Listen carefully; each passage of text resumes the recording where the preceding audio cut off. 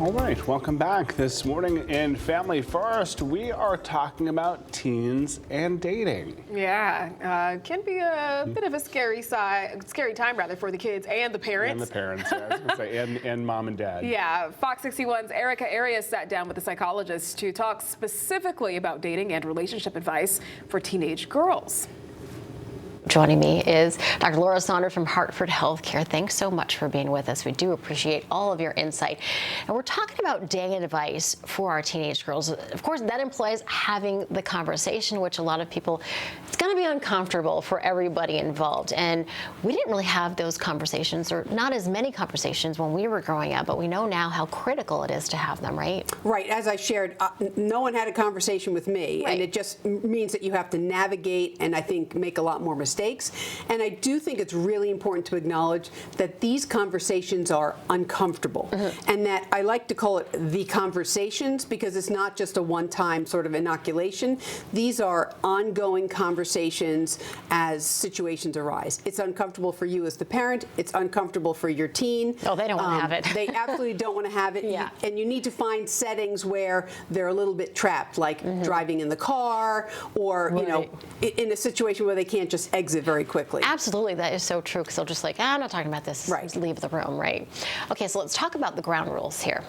First, we would say be yourself. Yeah, I think that that's really important to impart to your teenage daughter. So, you know, the teenagers in general, what they're dealing with is identity development. Who am I? What am I about? What are my values? What's important to me? Right. Who are my friends? How much am I like my friends or not like my friends? All that identity development really plays a role when you start dating, which is, you know, can I be myself, right? Do I have to pretend to be someone different? Do I have to pretend to be really quiet and demure when I'm not, you know, when I'm more social and active? Right. So to really emphasize to your daughters especially, to be themselves, and if they can't be themselves with someone that they're dating, that is not a good connection. Right, the right impression is who you are. Right.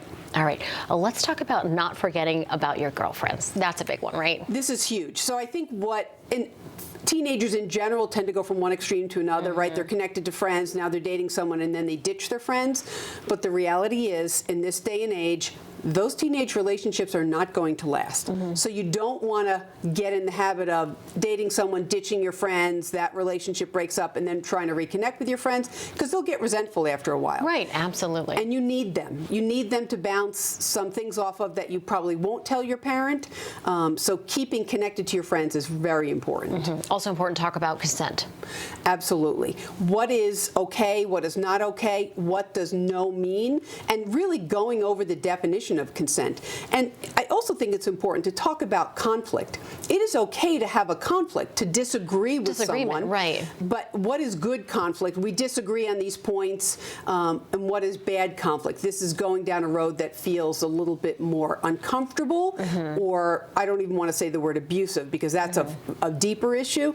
But to really talk to your daughters about what it feels to be comfortable in a situation or uncomfortable, and to really recognize that uncomfortable feeling, because that's a huge red flag. And probably the most uncomfortable part of the parent-daughter conversation is the part about intimacy and sex, right? Yes, and really that's where you impart your values, right? Right. What is important to you as a family? What are some of your religious or spiritual beliefs? What's your value system?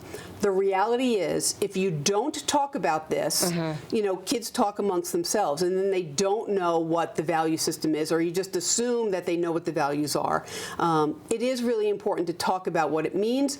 I will make a generalization that physical intimacy is very different for boys than it is for teenage girls, and to really talk about what that means and how it changes the dynamic of a relationship. A really important part of this is communication. Don't play games. Don't be over dramatic. Don't, you know, try to get a reaction out of someone. That attention-seeking behavior wears very quickly on a relationship and even on a friendship. So to really mean what you say and be careful with your words. All right, and of course it's always good to have these conversations with our sons as well. Absolutely. All right, Dr. Saunders, thanks so much. I appreciate it. Thank you. Really great tips.